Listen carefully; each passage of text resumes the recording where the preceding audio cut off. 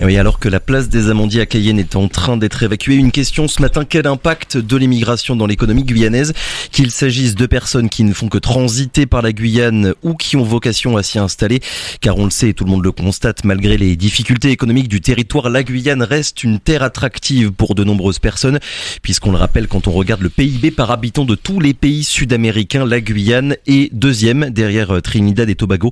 Pour en parler, Mustapha Aladji est notre invité ce matin. Bonjour.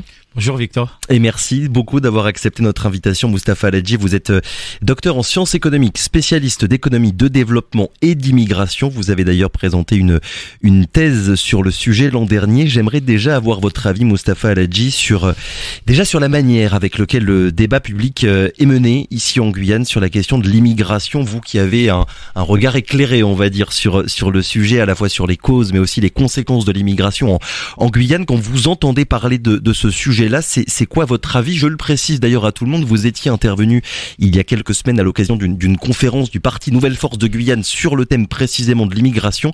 Est-ce que c'est un sujet tout simplement difficile à aborder sereinement, Mustapha Aladji? Difficile pour les gens qui pensent que c'est un sujet difficile. Alors moi, je pense que c'est un débat qu'il faut qu'on ait ce type de débat aujourd'hui au niveau de la classe politique, que ce soit au niveau de la classe politique, que ce soit au niveau local. Alors l'immigration, il faut savoir que la Guyane a été toujours une terre d'accueil d'immigration. Pour ceux qui ne le savent pas, peut-être, vous savez, remonter un petit peu le temps finalement pour expliquer les choses. Effectivement, après que ce soit avant la départementalisation, avec l'arrivée également de la France sur le territoire avait été déjà habité par les peuples autochtones. Oui.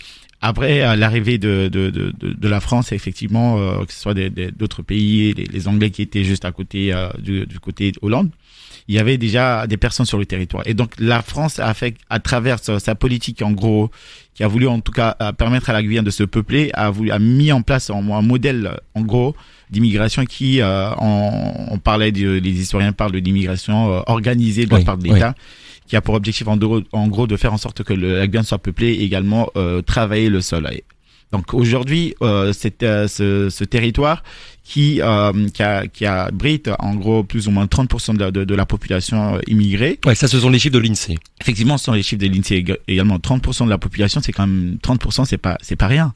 30% c'est quand même c'est quelque chose c'est un poids dans l'économie. Donc aujourd'hui, il faut qu'il y ait ce débat pour qu'on puisse, en gros, lever tous ces stigmates, ces préjugés autour de l'immigration, parce que l'immigré n'est pas forcément quelqu'un qui représente une menace pour une population, pour une économie, pour un territoire.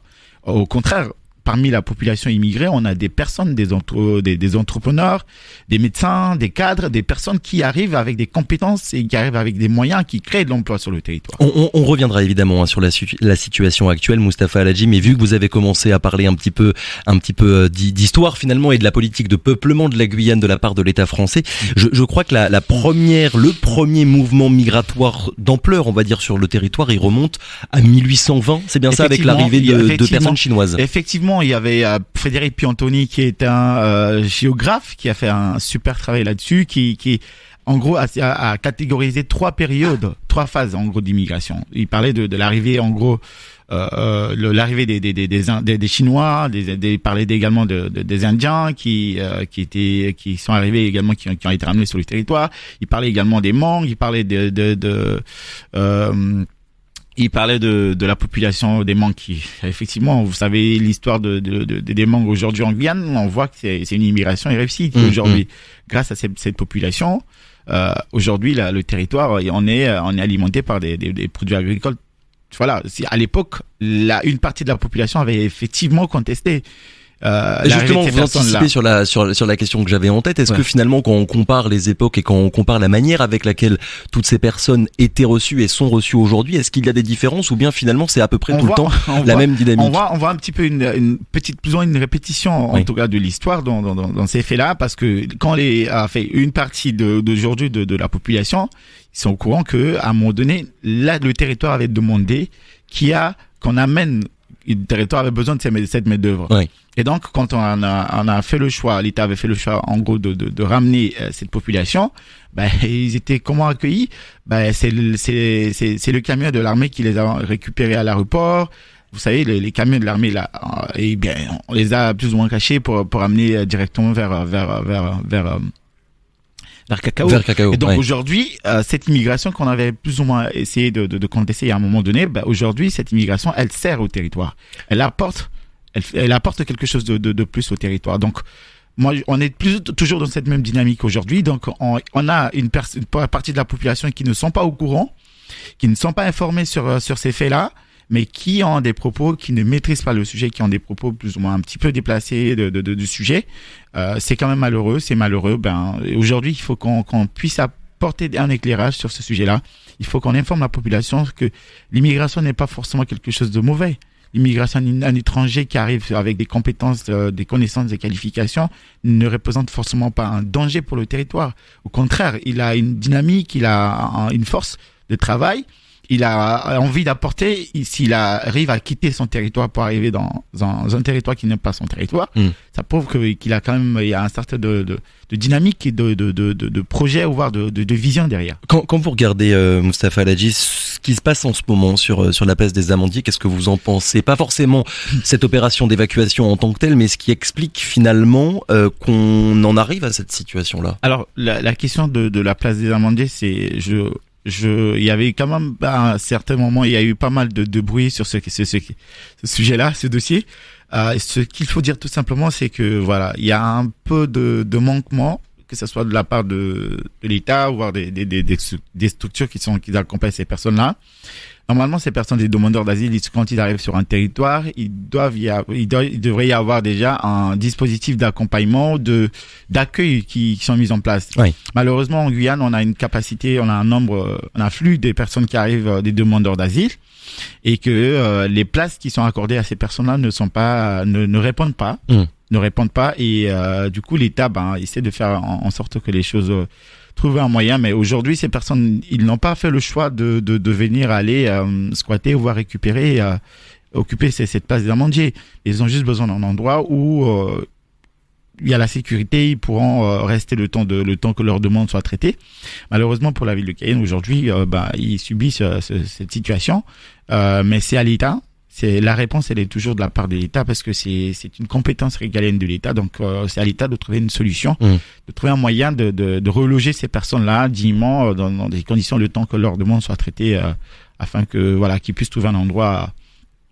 D'ailleurs, Mustapha Al-Hadji, et je pense que c'est important qu'on s'arrête sur cet aspect-là des choses quelques minutes, la différence entre migrants, immigrés, demandeurs d'asile, c'est quoi? Je vous pose la question parce qu'il y a parfois et bien souvent beaucoup de confusions qui sont faites et beaucoup de raccourcis, alors que ces mots finalement ils ne disent absolument pas la même chose et ils ne correspondent pas aux mêmes réalités. Alors on parle sur le sémantique également quand on parle de migration, déjà de façon générale. Un immigré, c'est une personne qui quitte son territoire pour aller vivre dans un territoire qui n'est pas son pays d'origine. Oui. Par exemple, un Surinamais qui quitte son territoire, qui arrive en Guyane, il est comptabilisé sur l'INSEE comme un immigré. Donc un Surinamais, un Guyanais un Français par exemple, qui quitte la Guyane, qui part par exemple au Suriname, selon l'INSEE, il est comptabilisé comme un émigré. Émigré. Et donc dans cette sémantique, la définition de l'immigration, on a également des migrants économiques, des migrants écologiques, des migrants, des demandeurs d'asile. Déjà, suite à la fermeture à la frontière de nos frontières de la France à l'immigration économique depuis 2008, on assiste effectivement à un afflux des demandes d'asile qui plus ou moins a pris la place de l'immigration économique. Donc la France ne fait plus recours à la main d'œuvre étrangère comme après la Seconde Guerre mondiale. Donc en fait, ce qui distingue, on va dire, toutes ces personnes-là, ce sont les raisons pour lesquelles ils choisissent finalement d'arriver sur un certain territoire. Effectivement. Donc on a ceux qui arrivent pour des besoins économiques, on a ceux qui arrivent parce qu'ils sont persécutés chez eux, notamment les demandeurs d'asile, puisque voilà, la France, ça fait partie des pays qui ont signé en tout cas la Convention de Genève. Oui. Cette convention en tout cas qui donne le droit à l'État dans laquelle ces pays font leur demande de protéger ces personnes-là, de leur attribuer une protection. Et donc la France fait partie des pays là et donc on a également des personnes qui aujourd'hui les demandeurs d'asile, plus ou moins en Guyane, on assiste à cette double immigration. Ils sont que de passage. Une bonne partie sont que de passage. Donc la Guyane, c'est juste un moyen pour ces personnes en gros parce qu'un territoire français, de faire leur demande. Après, si ces personnes ont un lien ou ils ont des intérêts également sur le territoire, je sais pas, si ils ont envie de créer des projets, de mettre à place des projets en place, à ce moment-là, ces personnes pourront s'installer en Guyane. Mais sinon, dans le cas échéant, ces personnes systématiquement retrouvent ou repartent au niveau de l'Hexagone pour retrouver leur famille ou voir ailleurs. Oui, dans l'Hexagone ou dans d'autres pays européens. Et pourtant, et je cite finalement les travaux que vous avez pu mener, Mustapha Al-Hadji, la grande majorité des personnes ne font pas que transiter via la Guyane pour aller ensuite en Europe. Je crois qu'on est, d'après vos chiffres, à 73% des immigrés qui disent avoir choisi la Guyane comme destination finale. Effectivement, j'avais mené une enquête, j'avais fait un exercice un peu simple pour essayer de voir un petit peu la motivation, l'origine, en gros, les facteurs qui expliquent l'arrivée de ces personnes-là, malgré en tout cas la situation, l'éloignement du territoire de la Guyane par rapport à la France hexagonale. Et du coup, dans l'enquête, j'avais ciblé que l'ensemble de la population immigrée qui sont arrivés sur les demandeurs d'asile ou ceux qui sont installés sur le territoire. Et donc, effectivement, le chiffre que vous avez évoqué, 73% des personnes disent avoir choisi la Guyane tout simplement parce que ils ont un lien sur le territoire. Oui. Ça veut dire que c'est pas la Guyane, c'est leur destination. C'est l'endroit où ils souhaitent vivre, l'endroit où ils souhaitent travailler, l'endroit où s'installer, éduquer leurs enfants. Et donc c'est quand même quelque chose de bien. On devrait se réjouir des personnes qui ont fait le choix. Maintenant, quand j'ai dit nous, collectivement à l'État, à la Guyane, de mettre en place en gros des dispositifs qui permettent à ces personnes-là de s'intégrer. Et qui dit intégration ne se limite pas qu'au contrat d'accueil, à l'intégration que l'État avait mise en place. Faire un cours de français 3 mois pour un Syrien, par exemple, qui a fait toute sa vie études en arabe ou en anglais.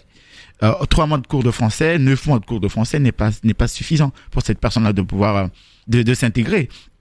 Et après, se livrer à soi-même sur le marché du travail, c'est ça les difficultés aujourd'hui. On a ces personnes, on a des cas pareils. J'ai beaucoup de familles comme ça que j'ai interrogées qui arrivent, qui ont fait 3 ou 4, 6 mois de cours de français. Au final, ils sont largués, ils sont laissés abandonnés à eux-mêmes. Donc à ce moment-là, il y a pas mal de questions à se poser sur ce sujet. Pour quelles raisons est-ce que vous avez décidé, Mustapha Al-Hadji, de vous pencher sur le sujet, sur le sujet de l'immigration, l'histoire de l'immigration en Guyane et puis son impact économique finalement sur tout le territoire? Alors je le dis avec beaucoup de fierté, comme j'ai l'habitude de dire, moi-même étant un immigré aujourd'hui, je me suis intégré, je participe. Je me sens guyanais, je suis français, je me sens guyanais, j'ai mes origines. Cela ne veut pas dire que j'oublie d'où je viens. Non. Mais aujourd'hui, je suis là, je vis en Guyane, je mange en Guyane, donc je travaille en Guyane. Je m'implique. Et donc aujourd'hui, tout simplement parce que j'ai, à un moment donné, les dispositifs d'accompagnement m'ont permis, les moyens, voilà.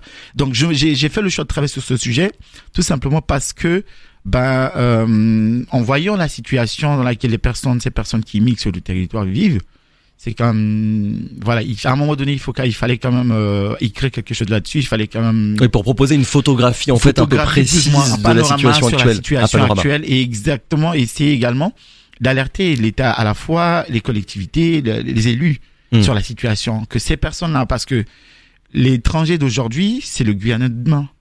Un étranger d'aujourd'hui, c'est le Guyanais de demain, dans 15 ans, dans 18 ans, dans 20 ans.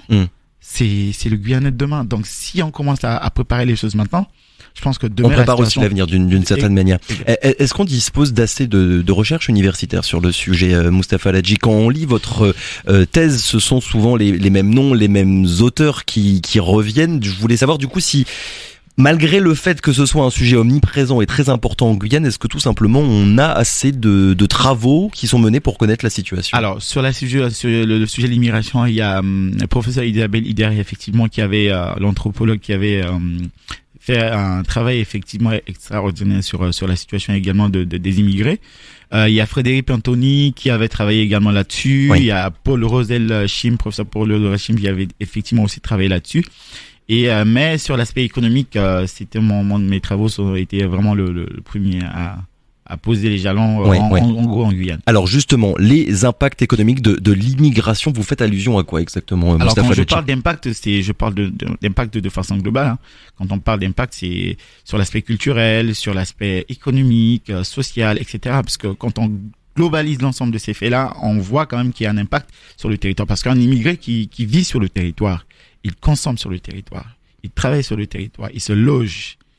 Toutes ces activités économiques et également tout autour du territoire. Oui. Donc, ça permet également au territoire, l'économie du territoire de se développer. Et donc, si la personne est également en situation plus ou moins illégale et qui développe en parallèle, que ce soit les activités informelles, même ces activités informelles-là, de façon indirecte, contribuent à l'économie. Parce que quand il va consommer ces produits, il se rend où? Au supermarché. Oui. Les supermarchés sont légaux. Ces supermarchés, ils consomment, ils achètent ces produits sur le territoire. Sauf que ça pourrait, si cette personne est dans une situation légale, de façon de la situation administrative de façon légale, elle va plus contribuer, contrairement quand cette situation n'est pas encore régularisée. Et donc on a assisté à ça. On a beaucoup d'étudiants aujourd'hui, entre 2017 et 2023, qui ont quitté le territoire tout simplement parce que, à un moment donné, leur situation administrative n'a pas été régularisée. Et quand ils ont galéré quelqu'un qui a galéré pendant 5 ans, 6 ans pour avoir ne serait-ce qu'un titre de séjour, au final, qu'est-ce qui se passe? Il s'en va. Il a même plus envie. Ça lui donne plus envie parce qu'il a tellement galéré il se dit, demain, si ma situation ne s'améliore pas, peut-être que je n'en aurai pas. Donc, qu'est-ce qu'il faut faire? J'ai mes diplômes, je suis formé, je vais me retrouver ailleurs. Et donc, on assiste aujourd'hui, on est face à cette situation-là. Je pense qu'il faut vraiment se pencher là-dessus.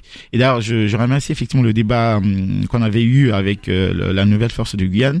Je m'attendais pas à ce type de débat parce que je pensais que j'allais faire face à des propos xénophobes, etc. Mais malheureusement, c'était pas ça.